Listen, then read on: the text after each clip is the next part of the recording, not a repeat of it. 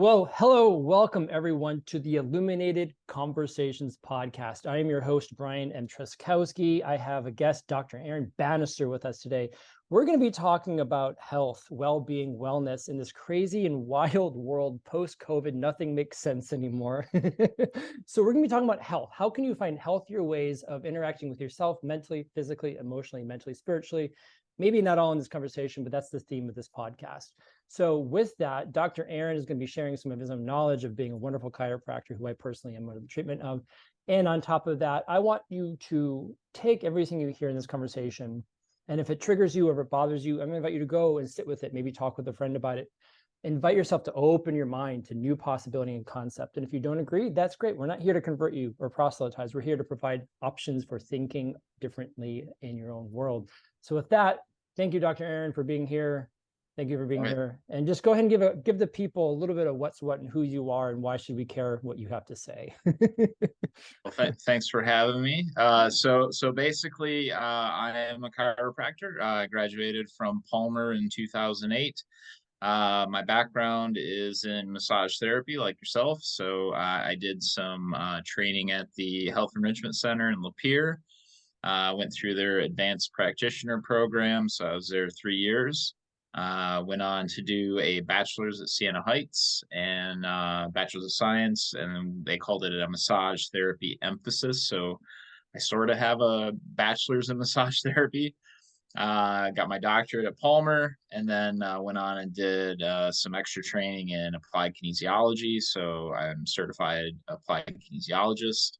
And then I did some additional training with the IFNH and got my whole food certified clinician of whole food nutrition.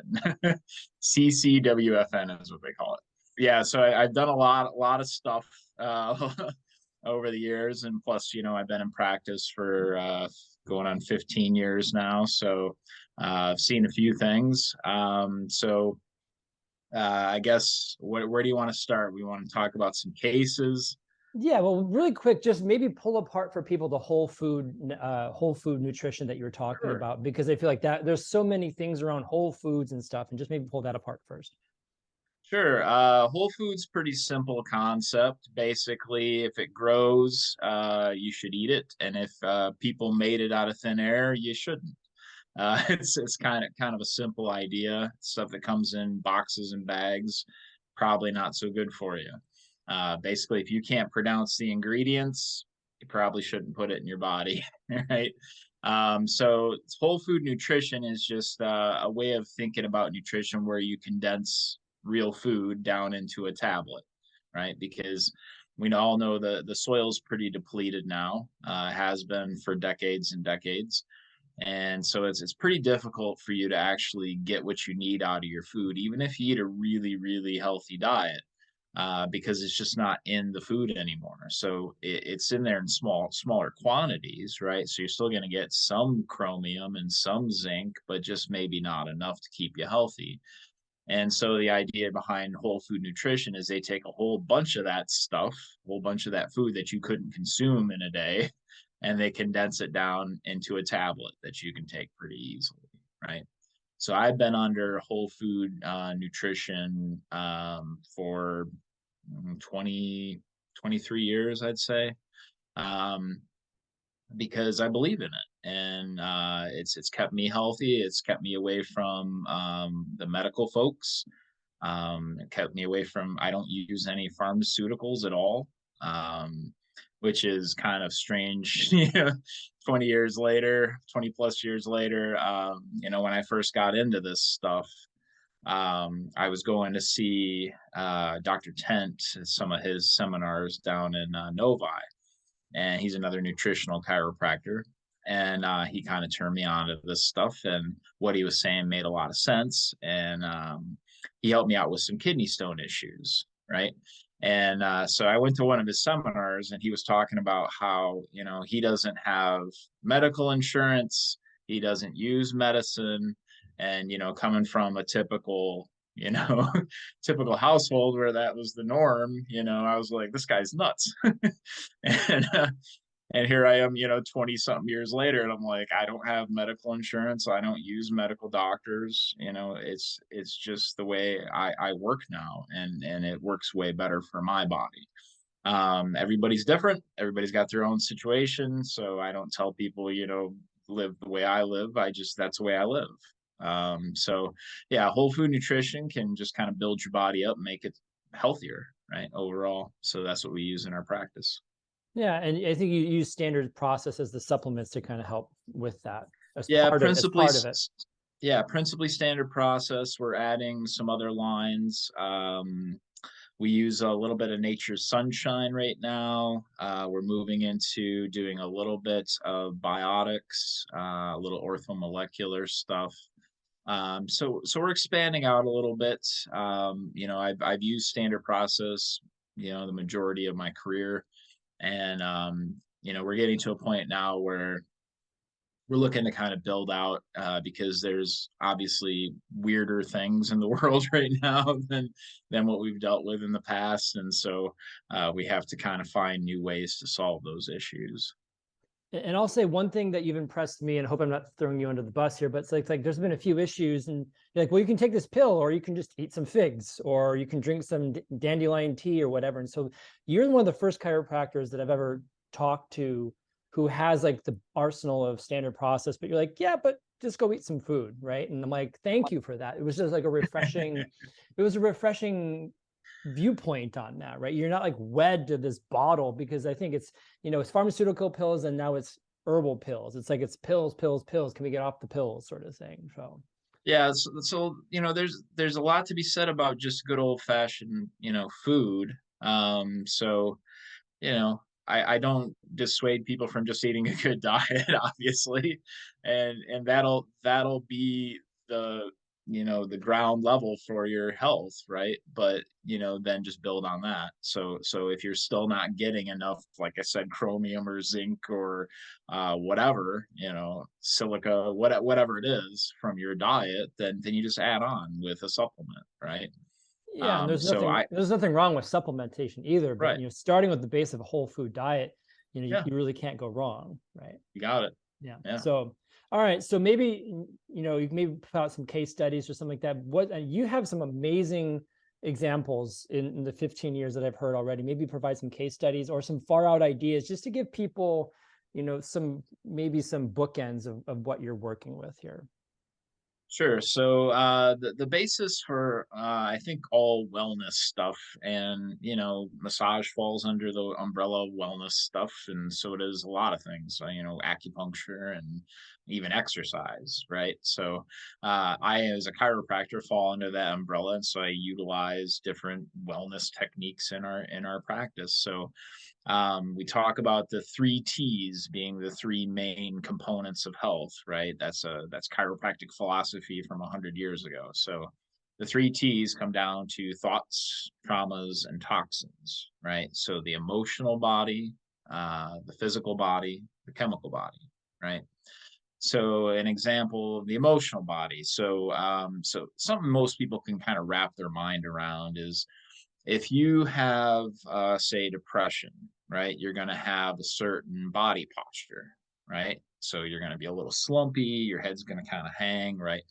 That alone is going to impact certain segments of your spine because they're going to be impinged, which means that the nerves going to certain organs are going to be impinged as well. And that's going to predispose you to certain problems with those organs, which can develop into pathologies later on in life, right?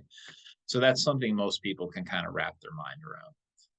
What's a little, I don't want to say esoteric, but something most people don't hear about is the connective tissue, the fascia, right? So, fascia stores emotional memory. People in massage understand this and they talk about emotional release, right?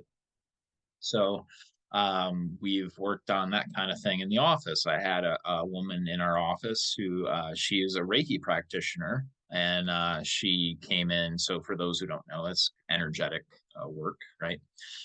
So she comes into the office complaining about pain around her liver, right? Her liver is swollen, it's palpable, right? She's got the big bags under her eyes, which are pretty indicative of liver stress, right? So, liver, liver, liver. And so we'd go through, in AK, we do muscle testing, and we determined that this was from an emotional source. And when it's tied in with liver, it's generally going to be associated with anger, right? So she gives me her story, and essentially, she was living out in California. She was happy. She got into the wine scene a little bit, got into wanting to open a vineyard. Some things went a little wonky with that. She had to move. There was some marital issues, and then it was a split, right? And then she ends up back in Michigan.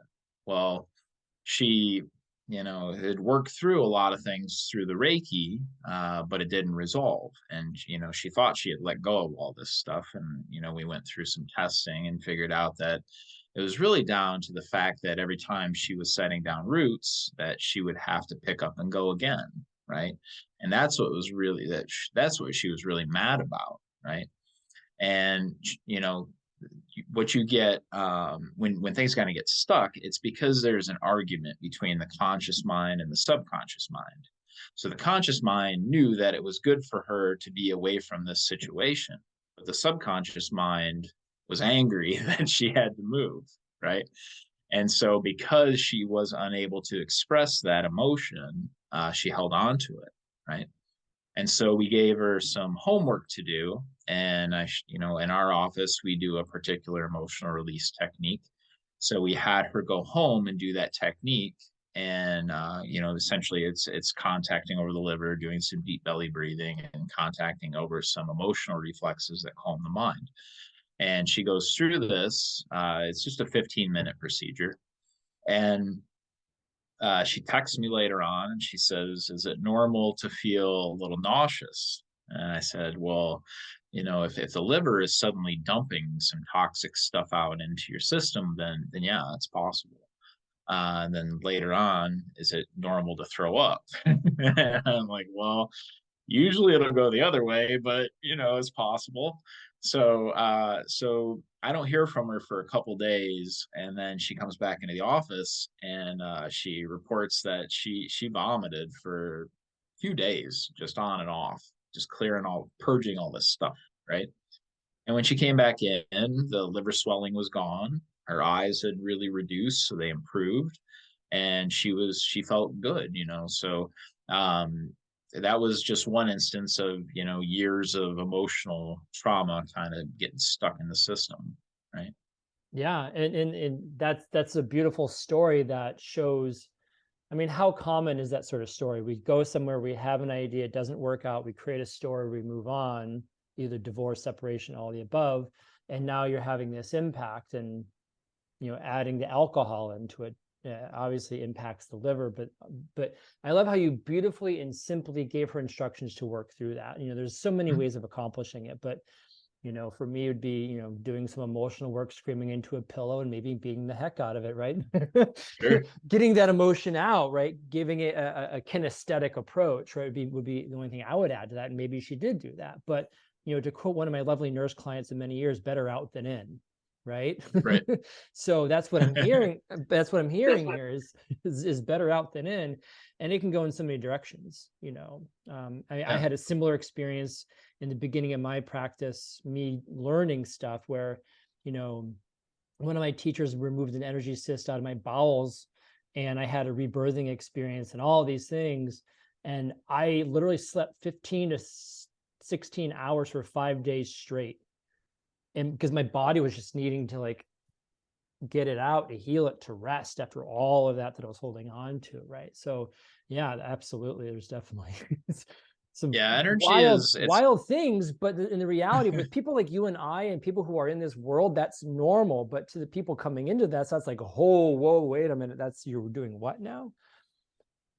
yeah, it gets a little odd. So I tell people, about my stories with the energy stuff, because when you first come into that stuff, you're like, like that's a little weird. So when I was in massage school, I was in my early 20s, and people come in and they'd be like, okay, we're going to work on chakras, and, oh, look at this pendulum, it's spinning. And I'm like, well, you're just moving. And then they're like, oh, look at this, I got some divining rods and they're moving. And I'm like, yeah, you're moving them with your hand again. And so, I thought it was a bunch of BS. And then we got into, there's a lot of different types of energy work. Reiki wasn't really that popular back then. That's kind of a newer thing. But they were really doing a lot of polarity stuff, right? So we started doing some polarity work. So basically, the idea is you've got two poles, right? Positive and negative, just like a battery or a magnet, right? And the idea is you're basically closing the circuit, right? So the practitioner contacts a digit and a corresponding toe as part of the treatment, right? And in the Chinese system, they have, elemental, right? So everything's built around elements. So each finger represents a different element. So basically, at the time, I was dealing with some really kidney quick, stone ether, issues, air, right? fire, water, earth, for those wanting to know the idea. But Yeah, bingo. Yep, yep. So we get into the water, right? So like I said, I was dealing with some kidney stone issues at the time, and they grab a hold of my ring finger, and it feels like somebody shoved my head in a bathtub. I feel my eyes well up and my nose and my ears, and I'm like, what the heck was that? And I was hooked, And that's the thing about energy work that I tell people is just try it, and if it doesn't work, don't do it again. No harm, no foul. But it worked for me, and it was really interesting stuff, and I got really into it. So I was doing all sorts of weird things with polarity after that, and you know and I've worked with all sorts of folks through the years, including a shaman, and learned a couple interesting energy techniques. And some people really love it, some people don't dig it, and you just don't do it with the people that don't dig it. That's all there is to it. absolutely. And what I would say is it's either black or white. People are either down or they're not, right? And Right. it either will freak people out, or Mm-hmm. it's going to do like with you and me, like, oh, I need more of that, right? Yep. So, Yeah. And the thing is you don't know until you try it, right? And I get Right. that Yeah. people listening maybe uh, conflicted by religious or spiritual beliefs or elsewise and whatever, but this goes beyond that. I mean, Jesus did miraculous healings and whatever, which is really not too far than what we're talking about. But the difference is like the body, the practitioner is the facilitator, and the client is the healer, right?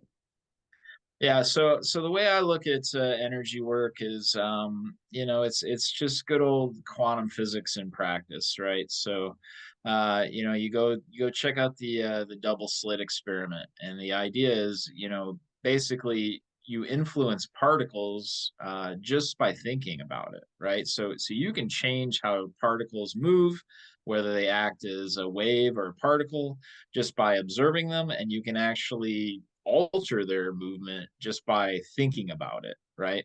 So I tell people, like, there's this board game, we still have one. It's called Mind Flex, right? And basically you'd strap this little gizmo to your head, right? And there's a little like ping pong ball, right? And some fans, and you could direct the ball, and turn the fans up or down based on what you thought, right? So you could actually move this thing through the game board, and most people that strap that on are like, oh, that's neat, you can totally do that. But because there's a machine, right?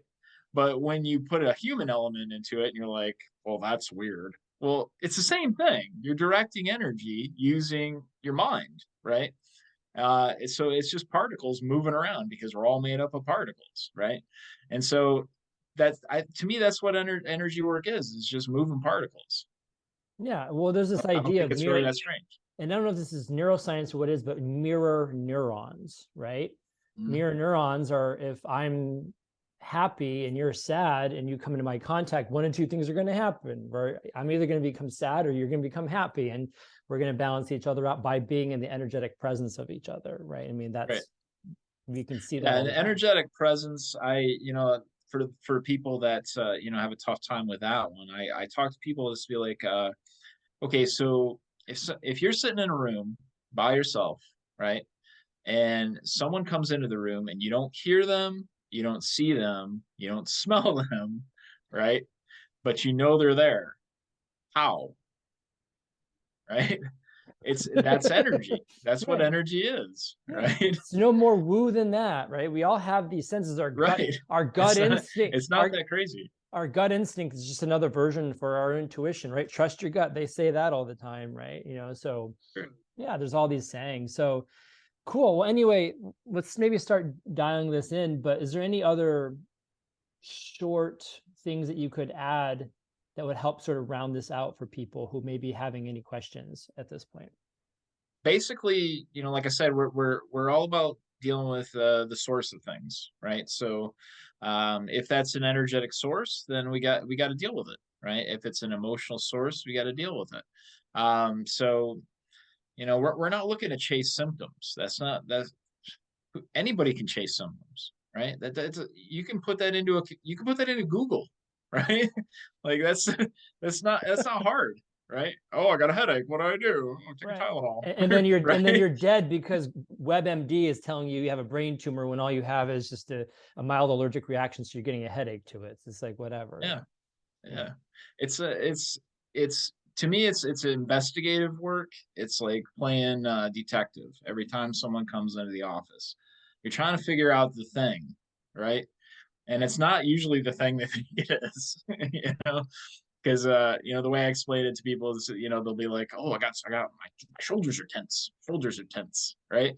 And we find out that it's because they sit at a desk all day, and they're a little overweight, and their guts pushing up into their diaphragm and smashing it all day, and so that's pulling down on their rib cage, which is essentially what's giving them the tension in their shoulders, right? And so, the way I explain it to people is I go up and I grab their shirt, right? I grab their shirt from the front and pull on it. Like, okay, so you're right. Yeah. So you feel the problem here, right? But where is the problem? It's here where I'm pulling the shirt, right? So we got to deal with the problem, not where you feel Yeah. it, right? My version of that, it's never the crying child, the one causing the problem. It's the one running away with the ball. And we don't Mm-hmm. discipline the crying child. We find out who's causing the problem and sort it out with them, right? You got it. Yeah. Yeah, exactly. Yeah, that's why AK is fun. Applied kinesiology. That's why it's fun, is because you get to find really weird stuff that nobody else can find. I had another lady that's she's been through all these different docs, all these chiros, because the majority of chiropractic is adjust and let the body heal itself, right? Well, not everything is adjustment issue, right? So she had a low back issue to the point where she couldn't lay down. She would scream, if she laid down, and loud. So we figured out ways to treat her seated, and we got her pretty good, but we just couldn't get the muscles to let go. And so then we got into the weird stuff. So there are these little lines along the head. They call them stress lines, right? Or stress receptors. And essentially, they're different lines and circles and things that you can draw on the head. So we just kind of, I know it sounds strange, No, but I it love it. works. Dick, keep going, man. This is great. Yeah. So basically, we draw this line in a particular direction in a particular segment to turn on a specific muscle group. Now she's better, right? How's it work? I don't No, know. It works. no emotional release, just some weird stuff, and then it went away. Yeah. Yep. Interesting. Yeah. That was all there. That was all there was to it. And neither one of us could figure out the source. I don't. I went through everything I could think of. Is she wearing like some tight headwear? Is she wearing some odd headphones? Is she sleeping in a weird position? Is she wearing a helmet for some reason? We we ran through all this stuff. We could have figured out what's causing it, but it went away. So that's all that really matters. Well, I mean, in the realm of craniosacral therapy, right? It's just like you have all the cranial bones, and you have the two lobes, and then you have that trinity thing that I can't think of the name in the middle of all that, and how that's pulling on the dural tube and the spinal cord. I mean, who knows, right? And how anything in the skull could be creating down the line, right? Yeah, the skull is pretty wild. We do cranial work, so we adjust cranial bones. I've adjusted just about everything you can. I've adjusted tongues. I've adjusted eyeballs. I had a lady that she went in and got cataract surgery, and they really messed up her eyes, and she got really dizzy. Hmm. And so it wasn't going away. So I had to go in and strap a glove on and poke the old pinky down in there, release a couple muscles, and get her eyeball back where it belonged. Interesting. I've used Q-tips for that through the eyelids. That's interesting that you talk about actually going in there with a finger. Oh yeah, we were taught pinky. Interesting. I'm, Yeah. I'm old school. Q-tip, I mean, Q-tip is just a smaller diameter. That's all I'm just looking at. Nice. So let's do this really quick. Quickly describe you have a few, like the little soft hammer machine. I'm sorry, I forgot the name of it. And give Yeah. people what a tangible, I mean, you've described some, but some of the other hands-on therapies that you do with the machine. And then Sure. also tell people about your practice, where you're located, and how they can get a hold of you if they need to. Sure. So we use a instrument called an arthrostim. So it's an adjusting instrument. It's super gentle. Essentially, it's like a tapping. And basically, with any adjustment, there's two components. There's the force and the velocity, right? So the faster something can go, the less force you need. Okay. So if something can go, 10 times faster than my hands, then I need 10 times less force, right? So that's how that thing works. And so essentially we use that to adjust people. It's very, very gentle, very non-traumatic.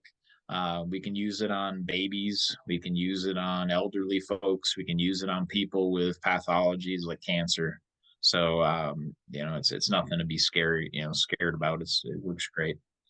And then we also use a instrument called a vibrocussor or a percussor, which is a little different than a massager. So a massager kind of goes in all different directions. And the goal of a massager is kind of confuse proprioceptors, right, to get a reset in the musculature. This little gizmo, it creates more of a percussive wave through the system. And so it goes a little deeper. It gets to the connective tissue a little better. So it kind of unwinds that stuff. And also kind of mixes up your intracellular matrix, which is all the fluid and stuff between the cells. So think of it like a stagnant pond. So you're just kind of tossing a rock in there and mixing up the goop so it can get out. Yeah. As far as our practice goes, we're called Two Roads Wellness Center. I named that after my favorite Robert Frost poem. So the idea being that you can take the same path you always took, get the same result you always got, or you can try something different, right? So that's what made a big difference for me, going a different route. Our practice is located right on Grand River, Riverbend Office Suites, 7743 Grand River. In Brighton, Michigan, by the way. In Brighton, yeah, good old Brighton. Yep. Yeah, right down by the Champion GMC dealer. So if you know where that's at. Beautiful. Well, I just want to say, just in wrapping this, like what you just said, how you came to Two Roads Wellness, it's like that's almost like the basis premise of this podcast that I'm doing. It's just like you can keep walking. The definition of insanity is keep doing the same thing, expecting different results, but you ain't going to get it. Or you could try option B and see where you go, right? So I love that. I love that. So, and it has a very Zen quality to it too.